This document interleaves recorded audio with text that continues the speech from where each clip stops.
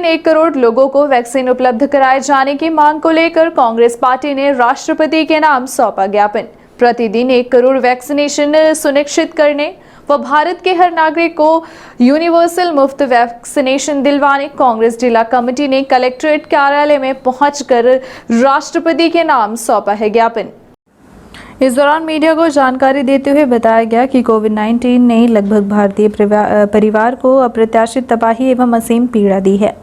दुख की बात यह है कि मोदी सरकार ने कोरोना से लड़ने की अपनी जिम्मेदारी से पल्ला झाड़ लिया है और लोगों को उनके हाल पर छोड़ दिया है। सच्चाई यह है कि केंद्र की भाजपा सरकार कोविड-19 के आपराधिक कुप्रबंधन की दोषी है। कोविड-19 महामारी के बीच वैक्सीनेशन ही एकमात्र सुरक्षा है। मोदी सरकार की वैक्सीनेशन की रणनीति भारी मूल्यों की एक खतरनाक कॉकटेल है। भाजपा सरकार ने वैक्सीनेशन की योजना बनाने का अपना कर्तव्य ही भुला दिया। भाजपा सरकार निंदनीय रूप से वैक्सीन की खरीद से बेखबर रही। केंद्र सरकार ने जानबूझकर एक डिजिटल डिवाइड पैदा किया जिससे वैक्सीनेशन का कार्य धीमा हो गया।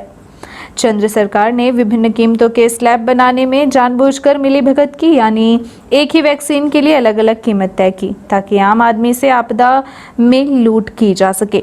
जहां अन्य देशों ने मई 2020 से वैक्सीन खरीदने के आईने देने शुरू कर दिए थे, वहीं मोदी सरकार ने भारत को इसमें विफल कर दिया। केंद्र सरकार ने वैक्सीन का पहला ऑर्डर जनवरी 2021 में जाकर दिया।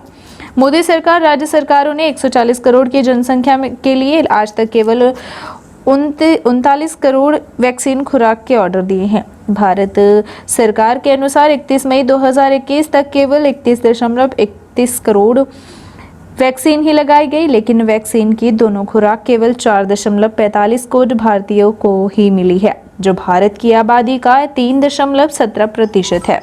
पिछले 134 दिनों में वैक्सीनेशन की औसत गति लगभग 16 लाख खुराक प्रतिदिन है। इसी गति से देश की पूरी वयस्क जनसंख्या को वैक्सीन लगाने में 3 साल से ज्यादा समय लग जाएगा। यदि ऐसे ही चलता रहा तो हम देश के नागरिकों को कोरोना की तीसरी लहर से कैसे बचा सकेंगे? उस सवाल का जवाब मोदी सरकार को देना होगा।